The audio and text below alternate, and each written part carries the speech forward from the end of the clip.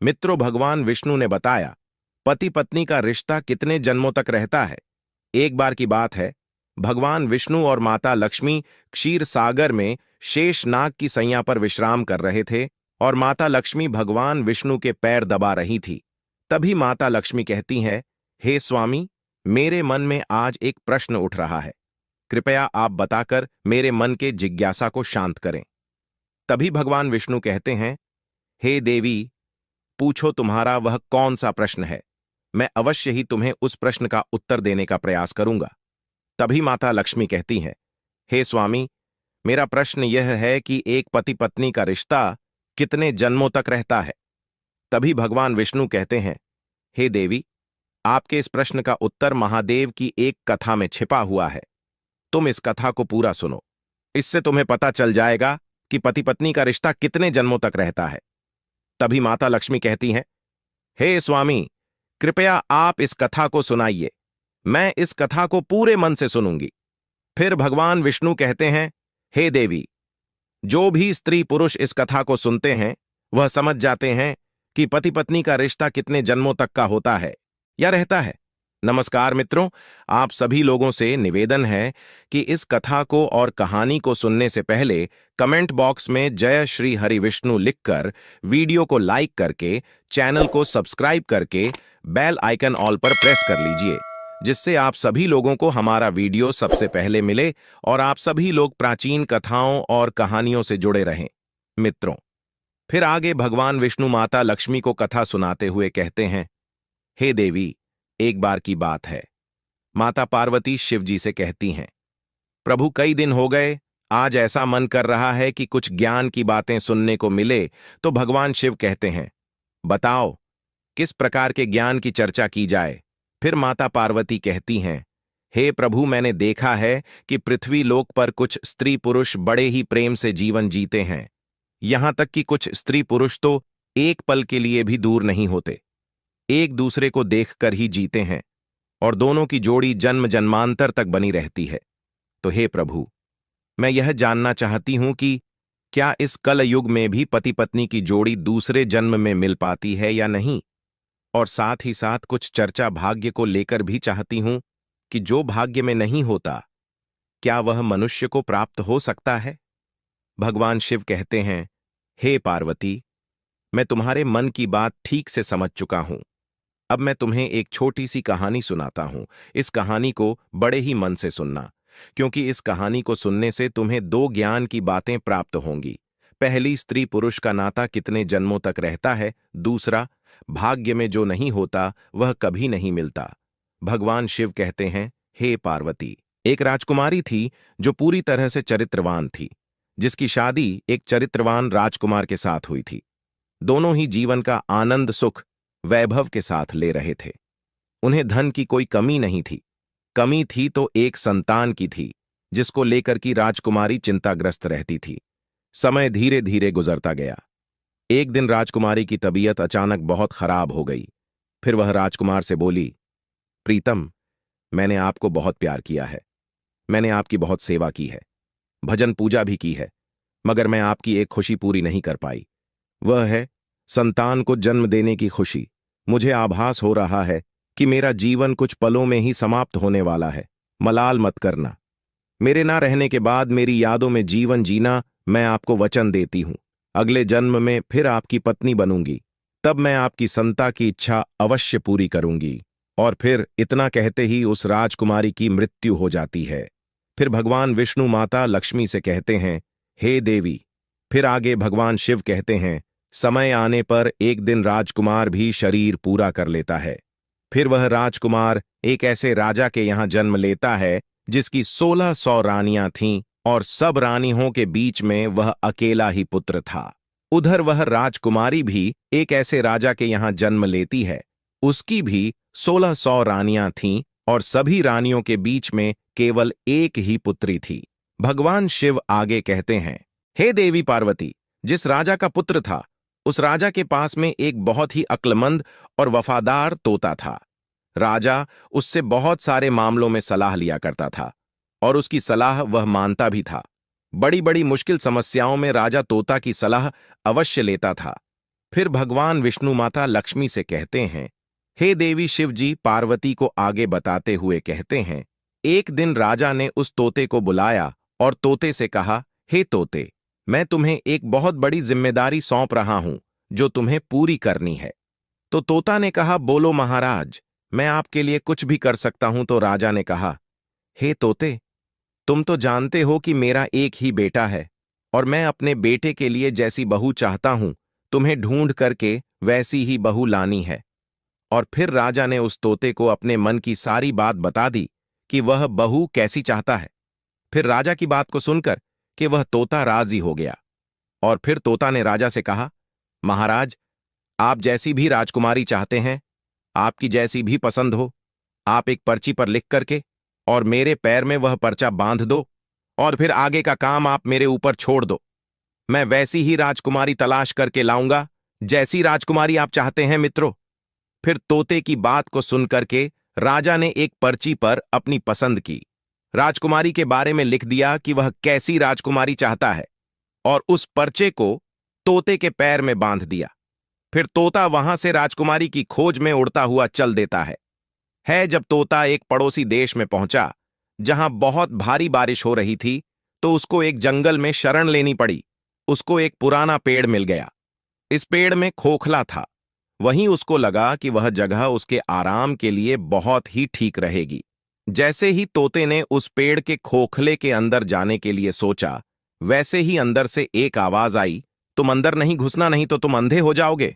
फिर तोता ऐसी डरावनी बात सुनकर कि उस पेड़ के खोखले के अंदर नहीं घुसा और पेड़ की जड़ के पास में एक टहनी उग रही थी, उस पर जाकर के बैठ गया और बारिश खत्म होने का इंतजार करने लगा। बारिश बंद होने के बाद में उस खोखली जगह में से एक मैना निकली और आकर तोते के पास बैठ गई। फिर दोनों बहुत देर तक बातें करते रहे।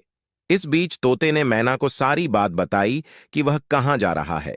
फिर तोते की बात सुनकर कि वह मैना कहने लगी, आज की हमारी मुलाकात बहुत ही अच्छी रही। और फिर वह मैना तोते से आगे कहती है कि आप अपने मालिक के प्रति जितने वफादार हैं, मैं भी अपने मालिक के प्रति उतनी ही वफादार हूं।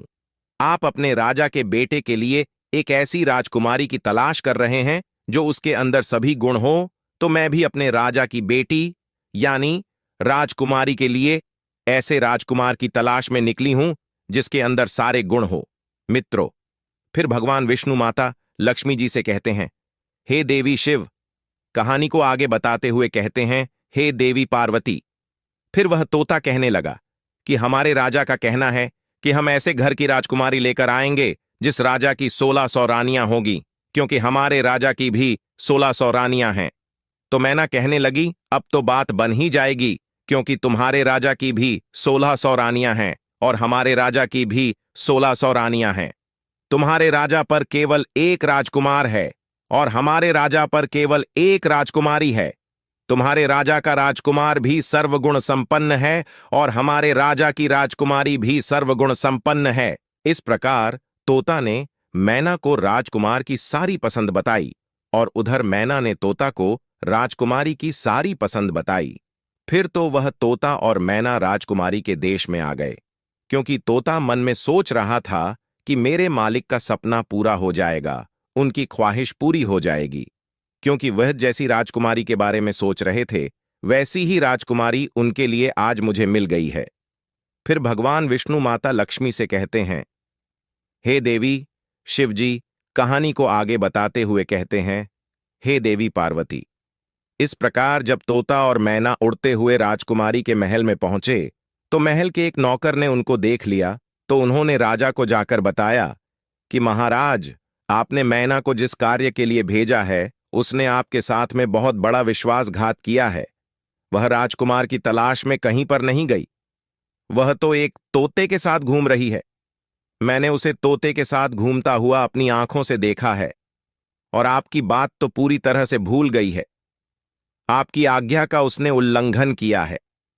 जब राजा ने अपने नौकर से ऐसी बात सुनी तो वह क्रोध में आ गया और वह तोता और मैना को दोनों को मारने का हुक्म देता है। जिस समय पर राजा ने तोता मैना को मारने की सजा सुनाई तो यह बात मैना को मालूम पड़ गई और मैना ने तोता से कहा, हम दोनों की जान यहां पर खतरे में है, जितनी जल्दी हो सके हम दोनों को यहां से कहीं दूर भाग जाना चाहिए। जल्दी से यहां से उड़ो, वरना दोनों बेमौत मारे जाएंगे। इससे पहले कि राजा के तीर हमको मारे, चलो हम यहां से कहीं दूर भाग चले हैं। और फिर ऐसा सोचकर कि वह तोता और मैना वहां से बहुत दूर उड़ गए। राजा के नौकर ने उनको मारने गए तो वहां पर वह तोता और मैना दोनों उन्हें नहीं दिखाई दिए। फिर वह नौकर उस तोता और मैना को बहुत खोजा, किंतु उसे कहीं नहीं दिखाई दी। और फिर अपने आप को यह तसल्ली देते हुए वापस आ गए कि लगता है तोता मैना को शाही हुक्म का पता चल गया, इसलिए वे किसी सुरक्षित जगह पर चले गए। अब तोता और मैना ने कुछ दिन तक इंतजार किया ताकि लोग उस बात को भूल जाएं। फिर उसके बाद में वे वापस महल आए और आकर के तोता राजा के दाएं घुटने पर और मैना राजा के बाएं घुटने पर आकर के बैठ गई। फिर तोता मैना ने राजा से पूछा कि आप हमको क्यों मारना चाह रहे थे? हम तो आपके वफादार हैं, आपके महल के नौकर हमसे जलते हैं, इसीलिए उन्होंने आपसे हमारी बुराई की है। हम दोनों तो आपको खुशखबरी सुनने आ रहे थे। हम दोनों तोता और मैना बड़ी शान वाले राजाओं के नौकर हैं, जो अक्लमंद भी हैं और अमीर भी हैं। हमने आपके साथ में हमेशा वफादारी की है। अब तोता और मैना अपने मन की बात बताते हैं और कहते हैं कि इस तोते के राजा के यहां पर 1600 रानियां हैं और आपको भी 1600 रानियां हैं। इस तोते के राजा के पास में केवल एक बेटा है और आपके के पास भी केवल एक बेटी है। हालांकि आप दोनों एक दूसरे को कभी देखा नहीं है, पर आप दोनों को अपने बच्चों से एक दूसरे के बच्चों से शादी करना चाहिए। उस राजा को ऐसी बहू चाहिए जैसी आपकी बेटी है, और आपको वैसा ही दामाद चाहिए जैसा इस तोते के राजा का बेटा है। भगवान की कृपा से हम लोग आपके राज्य के बाहर एक जंगल में मिले और अब यह अच्छी खबर लेकर के हम आपके पास आए हैं। फिर तोता और मैना ने अपने मन की बात राजा से कह करके राजा को खुश कर दिया। और फिर तोता ने राजा की तरफ अपना पैर बढ़ा दिया, जिसमें एक पर्चा बना हुआ था और जिसमें राजकुमार की पसंद लिखी हुई थी। फिर तो राजा ने वह पर्चा पढ़ा तो बहुत ही खुश हुआ। पहले तो उसे उन तोता मैना पर विश्वास नहीं हुआ, फिर तोते के साथ में पर्चा को देखा तो राजा को तोता पर विश्वास हो गया। फिर राजा ने तोते के पैर से राजकुमार की शाही तस्वीर निकाली और अपनी रानियों के पास में भेजवा दिया और कहा, यह तस्वीर देख करके बताइए कि यह राजकुमार कैसा है। फिर कुछ दिन बीत गए, पर तस्वीर वापस नहीं आई।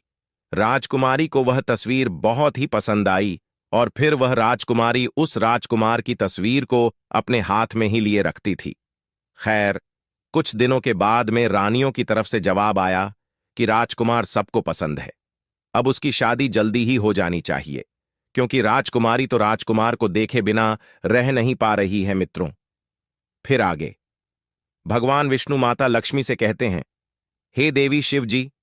आगे कहते हैं, जैसे ही यह जवाब राजा के पास पहुंचा तो राजा ने तोते को यह कहकर के वापस भेज दिया कि वह अपने मालिक से जाकर कहे कि राजकुमार की मनपसंद लड़की उसे मिल गई है, वह 10 महीने के अंदर अंदर शादी के लिए हमारे पास आ जाएं।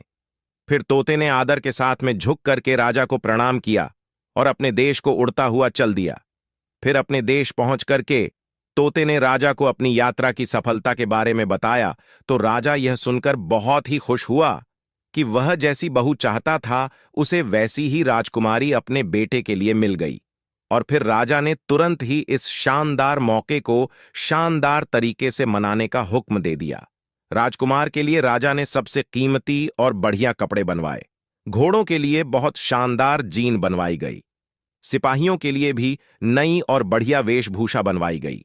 बहुत सारे तरह की भेंट जैसे अनमोल हीरे जवाहरात, बढ़िया कपड़े, मुश्किल से मिलने वाले फल, कीमती मसाले और बढ़िया किस्म के इत्र आदि इकट्ठा किए गए। हर चीज को याद करके राजा ने इकट्ठा किया। महीने जल्दी ही गुजर गए। इतनी तैयारियों में समय कब निकल गया राजा को पता ही नहीं चला। पर अफसोस, शादी की कुछ दिन पहले ही राजकुमार का पिता बीमार पड़ गया और वह मर गया। अब परिवार वालों के लिए यह एक बहुत ही बड़ा धक्का था। राजकुमार को अपना जाना टालना पड़ा, क्योंकि ऐसे समय पर शादी के लिए राजकुमार का जाना अपने पिता का अपमान करना दिखाता था। फिर जैसे ही राजकुमार के पिता की मौत का अफसोस का समय बीता, फिर राजकुमार तोते के साथ में राजकुमारी के साथ में शादी करने के लिए निकल पड़ा। उधर राजकुमारी का देश कोई ज्यादा दूर नहीं था, इसलिए राजकुमार तोते के साथ में बहुत ही शीघ्र पहुंच गया और फिर राजकुमार ने अपने डेरे राजकुमारी के महल के पास वाले बगीचे में डाल दिया। अगर राजकुमार उस बगीचे में न घुसा होता अच्छा होता, क्योंकि वहां उसका तोता मर गया। उस बगीचे के माली ने उस तोते को मार दिया, क्योंकि वह तोता एक आम के पेड़ पर बैठ करके आम को खा रहा था और राजकुमार की तरफ उस आम को फेंक रहा था। यह बात माली को रास नहीं आई और तोते पर क्रोधित होकर उसने तोते को मार दिया।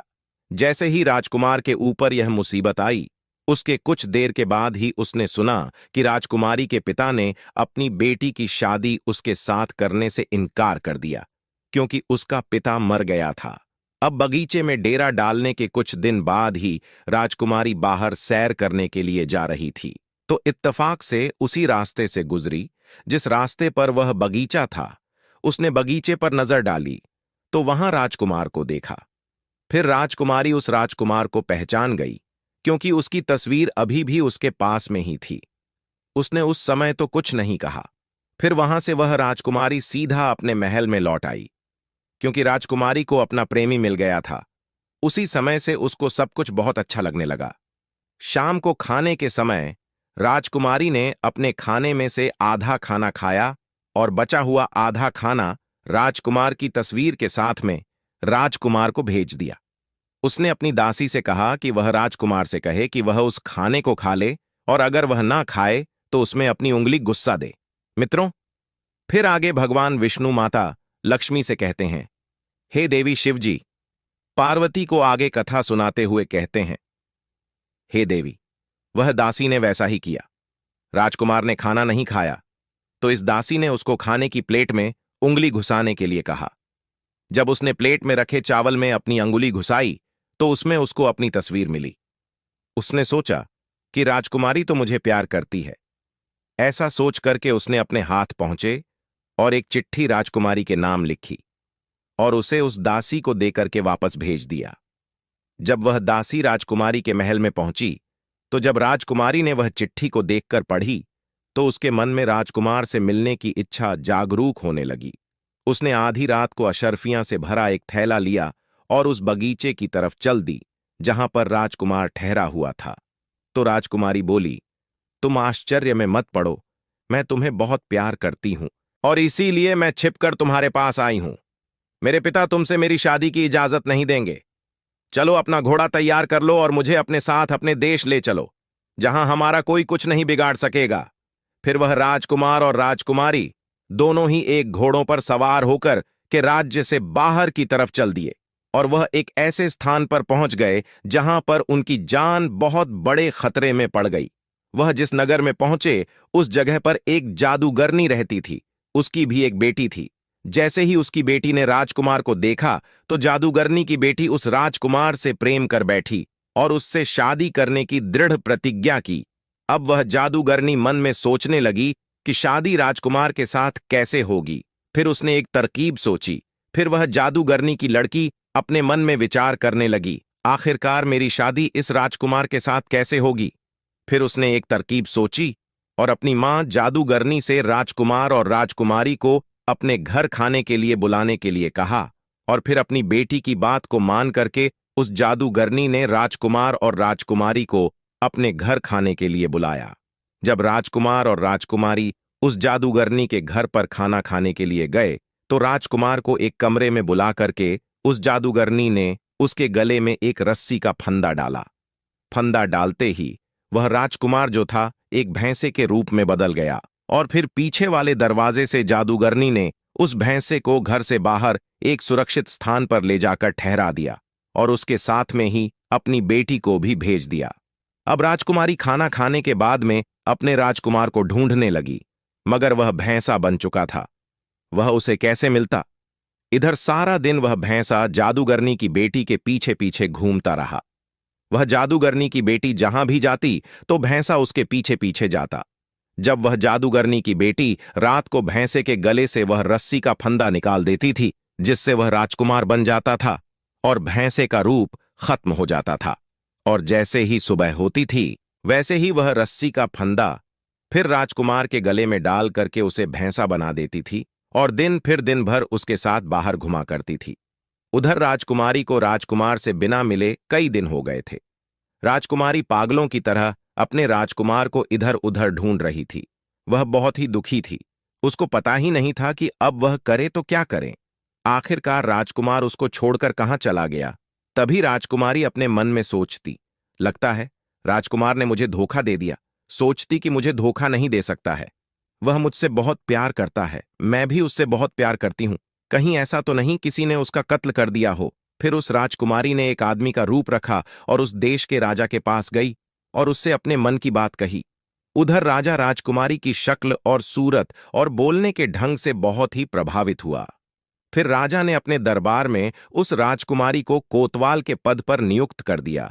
जब राजकुमारी कोतवाल बन जाती है, क्योंकि कोतवाल को बहुत सारे घरों में उसका आना जाना होता है, इसलिए उसे बहुत सारे घरों के भेद मालूम होते हैं। इस प्रकार राजकुमारी कोतवाल बनकर के राजा के यहां पर काम करने लगी। समय धीरे धीरे बीतता गया। कई साल गुजर गए। फिर एक दिन राजा की मृत्यु हो जाती है।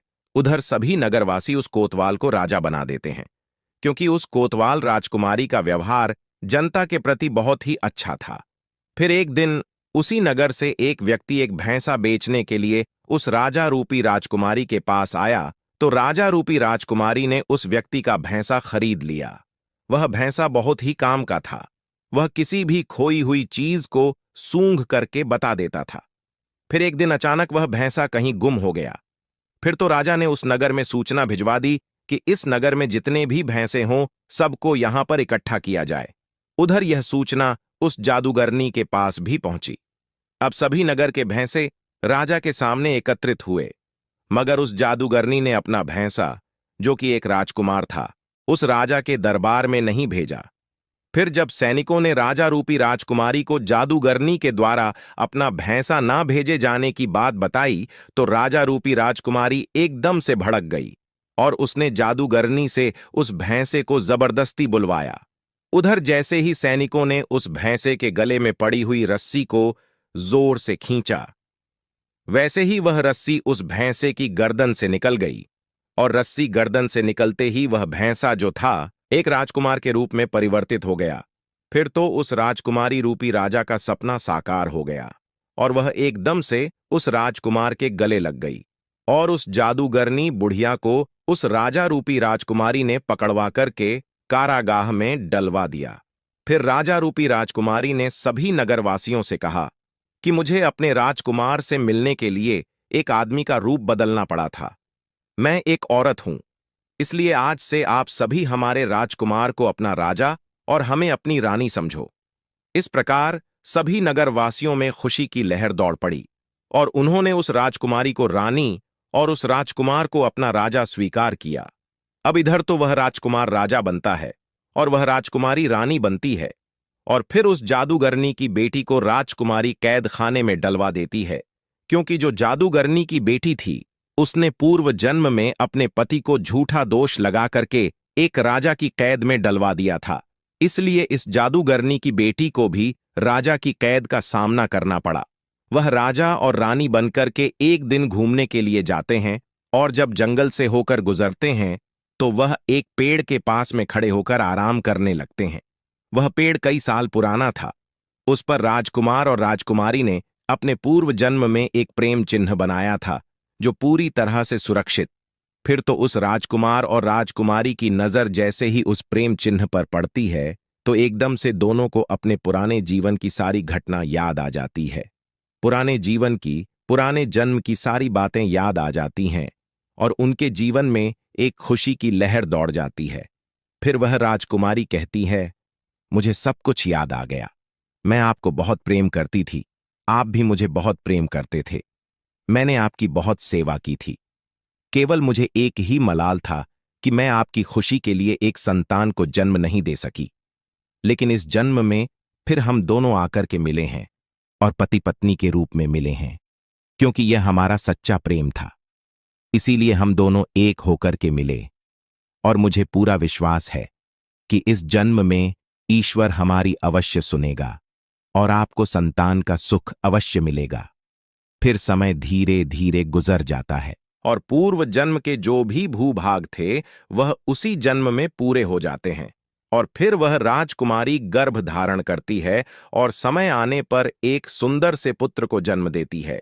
इस प्रकार एक पत्नी अगले जन्म में आकर के अपने पति को भी प्राप्त करती है और पति की खुशी के लिए एक पुत्र रत्न को भी जन्म देती है मित्रों।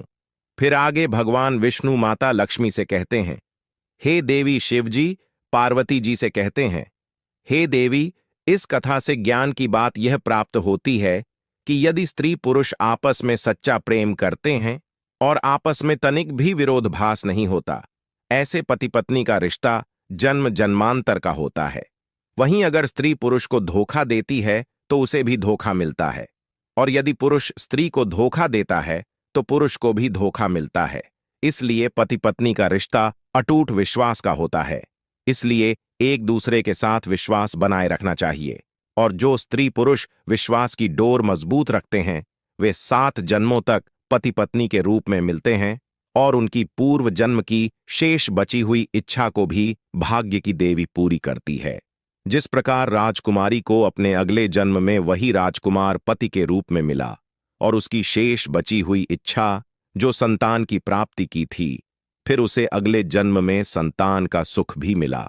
मित्रों, फिर आगे भगवान विष्णु माता लक्ष्मी से कहते हैं, हे देवी, इस कथा से दूसरे ज्ञान की बात यह प्राप्त होती है कि भाग्य में जो नहीं होता वह कभी नहीं मिलता, क्योंकि जादूगरनी की बेटी का चरित्र ठीक नहीं था। वह अपनी जादुई शक्ति के बल पर राजकुमार को हासिल करना चाहती थी, जो कि राजकुमार उसके भाग्य में नहीं था। इसीलिए वह उस राजकुमार को हासिल नहीं कर सकी, क्योंकि जो भाग्य में नहीं होता वह कभी नहीं मिलता। राजकुमार केवल उस राजकुमारी के भाग्य में था, इसलिए पुनः इतनी सारी मुश्किलें झेलने के बाद भी उस राजकुमारी को उसके पूर्व जन्म का पति राजकुमार इस जन्म में भी वही राजकुमार पति के रूप में प्राप्त हुआ। मित्रों, फिर आगे भगवान विष्णु माता लक्ष्मी से कहते हैं, हे देवी, ऐसे पति पत्नी का रिश्ता जन्म जन्मांतर का होता है। इसलिए इस रिश्ते में हर पति पत्नी को विश्वास बनाए रखना चाहिए और पूरी तरह से एक दूसरे के प्रति चरित्रवान रहना चाहिए। और जो चीज भाग्य में नहीं होती वह चाहे कितना भी प्रयास कर लो, वह प्राप्त नहीं होती। इसलिए गलत रास्ता अख्तियार करके कभी भी प्रयास नहीं करना चाहिए, अन्यथा इसके गलत परिणाम भुगतने को मिलते हैं। जैसे कि उस जादूगरनी की बेटी को हमेशा के लिए राजा ने कैद खाने में डलवा दिया था और उसका सारा जीवन उसी कैद में ही गुजर गया। मित्रों, फिर माता लक्ष्मी जी कथा को पूरा सुनने के बाद कहती हैं, हे स्वामी, अब मुझे मेरे प्रश्न का उत्तर मिल गया है और मैं इस कथा को सुनकर पूर्ण संतुष्ट हो गई हूं। मित्रों, अगर ये कहानी आप लोगों को पसंद आई हो तो कमेंट बॉक्स में जय श्री कृष्णा लिख करके, वीडियो को लाइक करके, चैनल को सब्सक्राइब करके बेल आइकन ऑल पर प्रेस कर लीजिए, जिससे आप सभी लोगों को प्राचीन कथाएं और कहानियां सबसे पहले प्राप्त हो सके। मित्रों, वीडियो को पूरा देखने के लिए आप सभी लोगों का धन्यवाद।